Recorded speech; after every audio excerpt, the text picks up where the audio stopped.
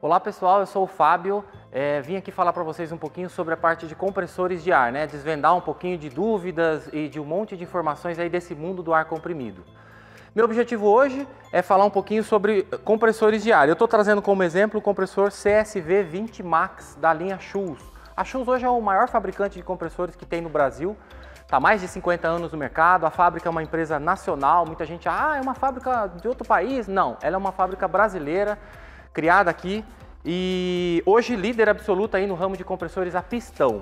Mas o meu objetivo não é falar da marca, nem do modelo, nem vender o produto. O meu objetivo é explicar um pouquinho sobre qual é o funcionamento em si de um compressor. Como é que ele funciona? Um compressor ele é formado basicamente por três grandes elementos. Um deles é o reservatório de ar, que é essa peça grande embaixo, onde a gente armazena o ar. Muita gente chama reservatório, pulmão, balão, tem vários nomes que a gente escuta. O nome técnico, na verdade, é vaso de pressão. A gente conhece e fala aí popularmente como um reservatório de ar. Segundo elemento é o motor elétrico. O motor elétrico é um motor comum, um motor que é utilizado em várias máquinas industriais. A função do motor, basicamente, energia elétrica entra nele e ele transforma em giro. É um segundo ponto, um segundo elemento do compressor. E o terceiro e mais importante que faz de fato ele ser um compressor de ar, ou seja, comprimir o ar do ambiente e jogar para algum reservatório, que no caso esse que está aqui, é a unidade compressora, o cabeçote, unidade ou elemento compressor. São alguns nomes que o pessoal costuma utilizar. Bom, eu queria falar um pouquinho sobre diferença aí de alguns compressores, sobre a questão da unidade compressora em si. Principalmente adotando um ponto e uma informação que muita gente nos pergunta, que é pressão. Meu compressor é de tal pressão, 100 libras, 200 libras, o que é essa tal dessa pressão? Eu queria falar um pouquinho sobre o que é e por que o compressor gera tal pressão. O conceito de pressão, falando aí física, a pressão é força aplicada sobre área, uma força que a gente coloca aplicada sobre uma área. E no caso do compressor é a força, ou seja, a quantidade de ar que eu coloco lá dentro, ele vai gerar uma força sobre o reservatório de ar. Isso é a tal da pressão. Agora, por que o compressor, eu tenho um compressor com pressão maior, pressão menor? Como é que isso funciona? O compressor ele vai funcionar da seguinte maneira: ele pega o ar ambiente que a gente está aqui, respirando, ele puxa através desse filtro de ar, essa peça preta que está aqui é um filtro, puxa para dentro do primeiro pistão.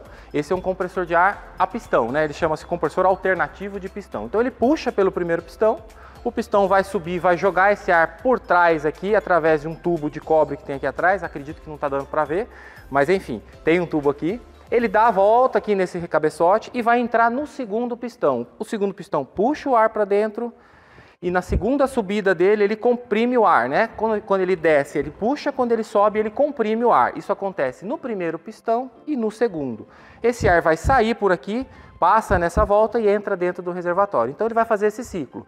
Puxa o ar, joga para esse pistão, puxa de volta e joga para dentro do reservatório.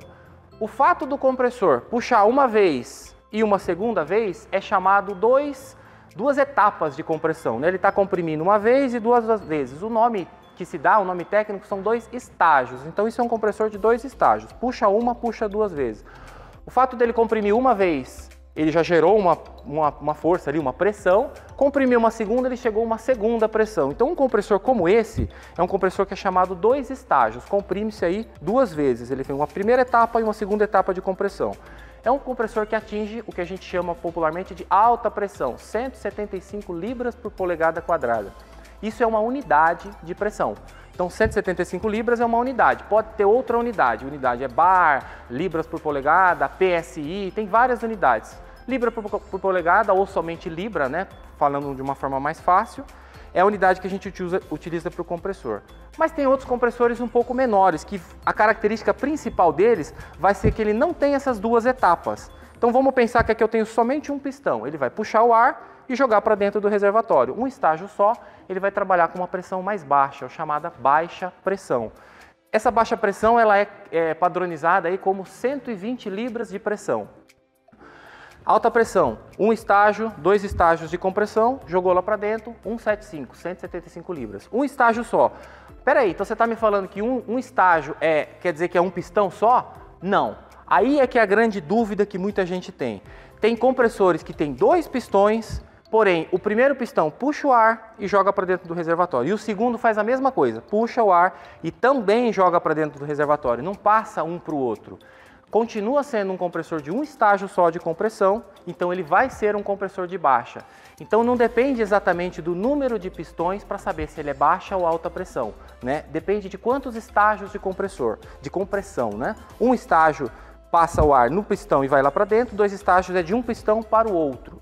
E aí eu posso ter 1, 2 ou mais.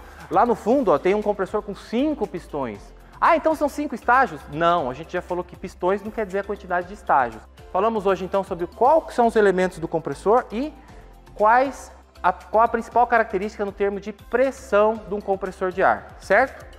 Obrigado aí, espero o próximo vídeo para vocês.